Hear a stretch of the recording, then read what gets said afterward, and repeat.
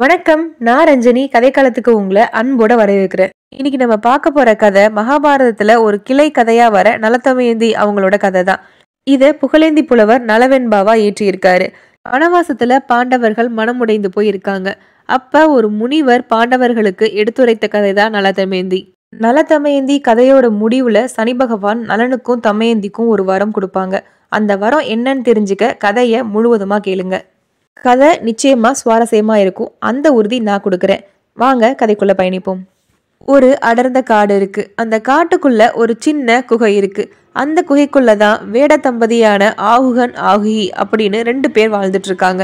2 பேருமே அளவுக்கு அதிகமான காதலோட தங்களோட வாழ்க்கையை ரொம்ப நிறைவா வாழ்ந்துட்டு இருக்காங்க. ஒரு நாள் அவங்களோட குகைக்கு ஒரு முனிவர் வராரு. முனிவரை வரவேற்று அவருக்கு உபசரிக்கிறாங்க.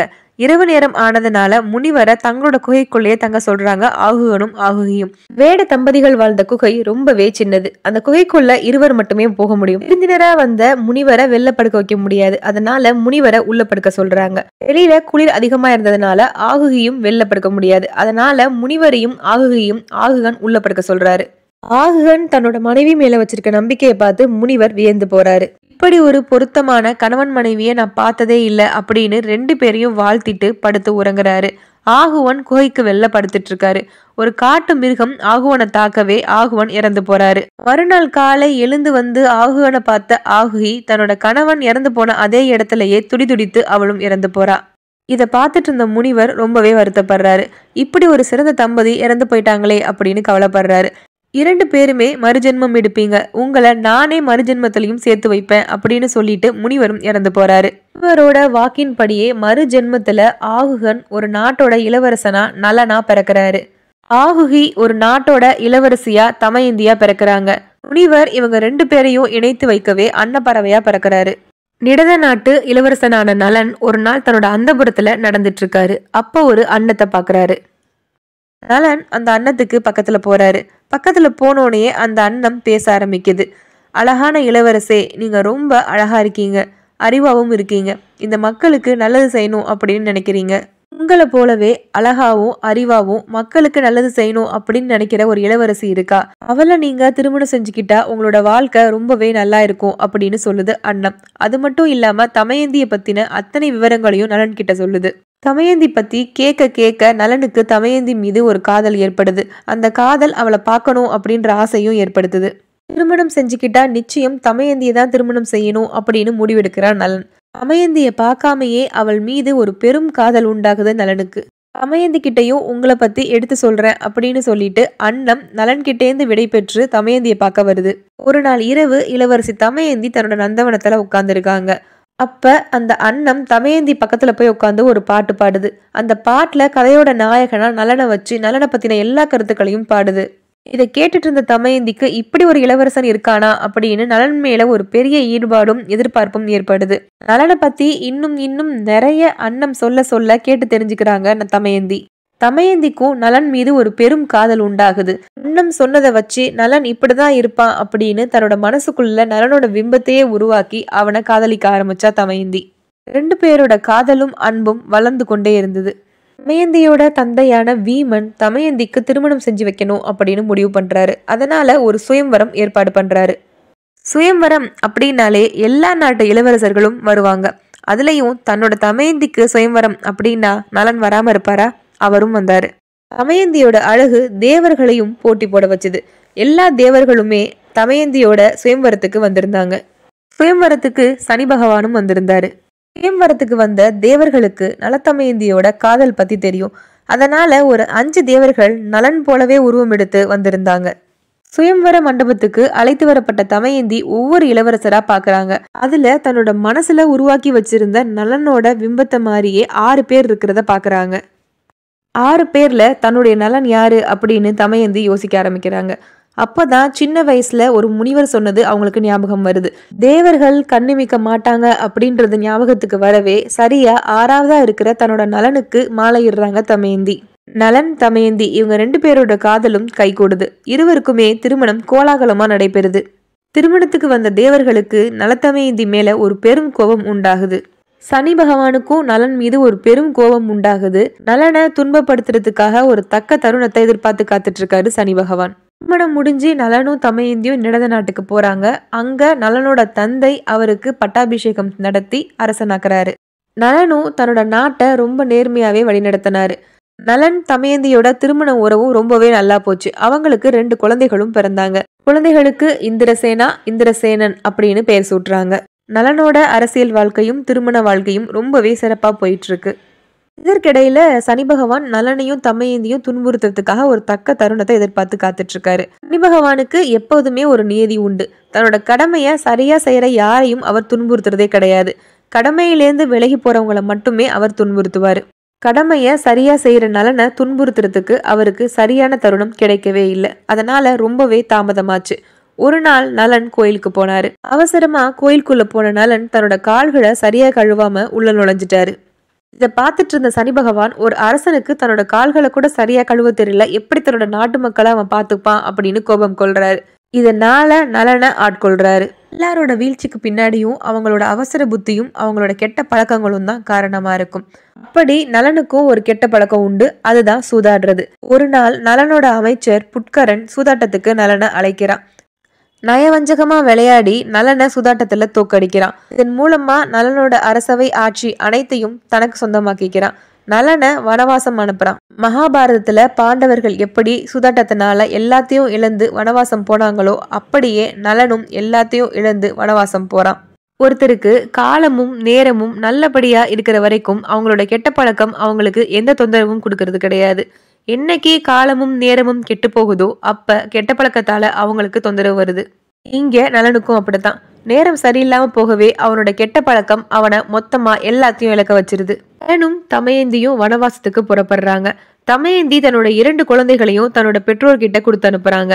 அவங்கள நீங்களே வளருங்க, வனவாசம் முடிஞ்சு நான் கூப்பிட்டுக்கிறேன் அப்படின்னு சொல்லி தன்னோட 2 குழந்தைகளையும் தன்னோட பெற்றோரோட அனுப்பி வைக்கிறாங்க தமயந்தி. நலனுக்கும் தமயந்திக்கும் காட்டுல உணவு கிடைக்கிறது ரொம்பவே கஷ்டமா இருக்கு. எந்த உணவையும் அவங்களால சுலபமா பெற முடியல. சில நேரம் சாப்பிடாமலே கூட இருக்கிறாங்க. ராஜபோகத்தை அனுபவிச்ச தமயந்தியால இது எல்லாத்தையும் சமாளிக்கவே முடியல. இருந்தாலும் தன்னோட கணவன் நலனுக்காக எல்லாத்தையும் தாங்கிக்கிறாங்க தமயந்தி. ஒரு நாள் பலகீனம் அதிகமாகவே தமயந்தி மயக்கமடைகிறாங்க. மயக்கம் தெளிந்து எழுந்த தமயந்திய நலன் அவளோட தந்தையோட போய் சேர சொல்றாரு. ஆனா தமயந்தி மறுக்கிறாங்க. தமயந்தி படுற கஷ்டத்தை நலனால பார்க்க முடியல. எப்படியாவது தமயந்திய அவரோட தந்தையிடம் அனுப்பணும் அப்படின்னு முடிவு பண்றாரு. ஒரு நாள் நலனும் தமயந்தியும் தூங்கிட்டு இருக்காங்க. ஆழ்ந்த உறக்கத்துல தமயந்தி தூங்கிட்டு இருக்கும் போது நலன் மட்டும் எழுந்து தமயந்தியிடம் சொல்றாங்க, என்னோட சேர்ந்து நீ படுற கஷ்டத்தை என்னால பார்க்க முடியல. நான் உன் கூட இருந்தேனா நீ இப்படிதான் கஷ்டப்பட்டுட்டு இருக்கணும். அதனால நான் உன்னை விட்டு போறேன். நான் போயிட்டேனா நீ உன் தந்தையிடம் போய் சேர்ந்துருவ. அதனால நான் உன்னை விட்டு போறேன் அப்படின்னு சொல்லி அங்கேருந்து எழுந்து போறாரு. நலன் தன்னை விட்டு போறது தெரியாம தமயந்தி அயர்ந்து தூங்கிட்டு இருக்காங்க. தமயந்தியை விட்டு பிரிந்து சென்ற நலன் ஒரு காட்டு வழியே நடந்து போயிட்டு இருக்காரு. அப்போ அவருக்கு என்னை காப்பாத்துங்க, என்னை காப்பாத்துங்கன்னு ஒரு குரல் கேக்குது. குரல் வந்த திசையை நோக்கி நடந்து போறாரு. அங்க ஒரு இடத்துல தீ பத்தி எரியுது. அதுல ஒரு பாம்பும் சுழன்று படுத்திருக்கு. அந்த பாம்பு தான் காப்பாத்துங்க காப்பாத்துங்கன்னு கத்திருக்கு. அந்த பாம்போட பெயர் கார்கோடகன். அதிகமான மந்திர சக்தி கொண்டது. அதிக அளவு விஷத்தன்மையும் உடையது. நலன் அந்த பாம்பை நெருப்புலேருந்து காப்பாத்துறாரு. காப்பாற்றப்பட்ட பாம்பு நலனை கொத்துது. தன்னோட விஷத்தை நலனுக்குள்ள செலுத்துது. பாம்போட விஷம் நலனுக்குள்ள போனோனையே நலன் கூன் விழுந்து கிழவ ரூபத்துல மாறுறாரு. அதிர்ச்சி அடைந்த நலன் பாம்பு கிட்ட, நான் உன்னை காப்பாத்த தானே செஞ்சேன், நீ ஏன் என்ன இப்படி மாத்தின அப்படின்னு கோவத்தோட கேக்குறாரு. அதுக்கு பாம்பு, நல மகாராஜா, உங்களை பத்தி எனக்கு எல்லா விவரமும் தெரியும். நீங்க உங்களோட சுய ரூபத்துல இருக்கிறது உங்களுக்கு ஆபத்தை விளைவிக்கும். அதனாலதான் உங்களை கொத்தி உங்களோட ரூபத்தை மாத்தி விட்டேன். நான் உங்களுக்கு ஒரு உடை தரேன். நீங்க எப்ப உங்களோட பழைய ரூபத்துக்கு வர விரும்புறீங்களோ அப்ப அந்த உடையை நீங்க போட்டுக்கிட்டீங்கன்னா உங்களோட பழைய ரூபத்துக்கு வருவீங்க அப்படின்னு சொல்லி ஒரு உடைய கொடுக்குது. உடைய வாங்கிக்கிட்ட நலன் பாம்புக்கு நன்றி சொல்லிட்டு தன்னோட பயணத்தை தொடர்றாரு. பயண முடிவுல அயோத்தி நாட்டை அடைந்த நலன் அந்த நாட்டு மன்னருக்கு தேரோட்டியா பணியமர்த்தப்படுறாரு. நலன் தேரை விரைவா செலுத்துற கலையை கத்திருந்தாரு. அதனால அவரால் வேகமா தேரை செலுத்த முடியும். நலன் வேகமா தேரோட்டுறத பார்த்த மன்னர் தனக்கும் அதை கத்துத்தர சொல்லி கேட்கிறாரு. அதற்கு நலனும் அவருக்கு எப்படி தேரை விரைவா செலுத்துறது அப்படின்னு கத்து கொடுக்கறாரு. பதிலுக்கு அந்த மன்னரும் ஒரு மரத்துல உள்ள இலைகளை வேகமா எப்படி கணக்கிடுவது அப்படின்ற வித்தைய நலனுக்கு சொல்லி கொடுக்கறாரு. ஒரு நாட்டையே ஆண்ட மன்னன் இன்னொரு மன்னனுக்கு தேரோட்டியா வேலை செஞ்சிட்டு இருக்காரு. காட்டுல தனியா விட்டுட்டு போன தமயந்தி தன்னோட தந்தையோட போய் சேர்ந்திருப்பாங்க அப்படின்ற நம்பிக்கையோட தமயந்தியோட நினைவுகளோட நலன் தன்னோட நாட்களை நகர்த்திட்டு இருக்காரு. காட்டுல நலன் தனியா விட்டுட்டு வந்த தமயந்தியோட நிலைமை என்னாச்சு அப்படின்னு பாப்போமா? காட்டுல அயர்ந்து தூங்கிட்டு இருந்த தமயந்திய ஏதோ தன்னோட உடலை சுத்தி வளைக்கிற மாதிரியும் அதை இருக்கிற மாதிரியும் தோணவே கண் விழித்து பாக்குறா. ஒரு பெரிய பாம்பு அவளோட உடலை சுற்றி வளைத்திருந்தது. பயந்து போய் தன்னோட கணவனை அழைக்கிறா. எவ்வளவு அழைத்தும் நலன் வரல அப்படின்னோட இன்னமும் கொஞ்சம் அவளுக்கு பயம் கூடுது. தமயந்தி பயத்துல அலற ஆரம்பிக்கிறா. தமயந்தியோட குரல் கேட்டு ஒரு வேடன் அந்த பக்கமா வந்து அவளை காப்பாத்துறான். காப்பாற்றிய வேடன் தமயந்தி மேல ஆசைப்பட்டு அவளை அடைய முயற்சி செய்யறான். வேடனோட நோக்கத்தை புரிஞ்சுக்கிட்ட தமயந்தி அவன்கிட்டேந்து தப்பிச்சு ஓடுறா. காட்டுலேருந்து ஓடி சேதி நாட்டை அடையிறா. சேதி நாட்டு அரண்மனையில ஒரு பணி பெண்ணா வேலைக்கு சேர்றா. சில நாட்களுக்கு பிறகு சேதி நாட்டுக்கு விருந்துக்கு வந்த வீமன் தன்னோட மகள் பணிப்பெண்ணா அந்த அரண்மனையில வேலை செய்யறத பாக்குறாரு. தமயந்தியோட நிலைமைய பார்த்து அதிர்ச்சி அடைந்த வீமன், நான் இருக்கும்போது உனக்கு எதுக்கு இந்த நிலைமை அப்படின்னு தன்னோட நாட்டுக்கே தன்னோட மகளை கூட்டிட்டு போறாரு. நாட்டுக்கு வந்த தமயந்தி தன்னோட குழந்தைகளை பார்த்து மகிழ்ச்சி அடைகிறாங்க. விட்டு சென்ற கணவன் எங்க இருக்காரோ அப்படின்ற கவலையோடையும் குழந்தைகளாவது தன்னோட இருக்காங்க அப்படின்ற நிம்மதியோடையும் தமயந்தி தன்னோட நாட்களை கழிச்சிட்டு இருக்காங்க. நலன் என்னைக்காவது ஒரு நாள் தன்னை தேடி வருவாரு அப்படின்னு ஒவ்வொரு நாளையும் பெரிய எதிர்பார்ப்போடு தமயந்தி கடத்திட்டு இருந்தாங்க. இப்படியே 12 வருடங்கள் உருண்டோடியது. இத்தனை வருடங்களா நலனை ஆட்கொண்டிருந்த சனி பகவான் நலனை விட்டு விலகிறாரு. தன்னுடைய கணவர் வருவாரு அப்படின்னு இத்தனை வருடமா பொறுத்திருந்த தமயந்தி பொறுமை இழந்து போறாங்க. எப்படியாவது நலனை தான் கிட்ட வர வைக்கணும் அப்படின்னு யோசிக்கிறாங்க. ஒரு முடிவோட தன்னோட தந்தை வீமனை போய் சந்திக்கிறாங்க. தான் மறுபடியும் திருமணம் செய்து கொள்ள போவதாகவும் அதுக்கு சுயம்வரம் ஏற்பாடு செய்யவும் தன்னோட தந்தை வீமன் கிட்ட சொல்றாங்க. தமயந்தியோட திருமண செய்தி அனைத்து நாடுகளுக்கும் போகுது. அப்படியே அயோத்தி நாட்டுக்கும் போகுது.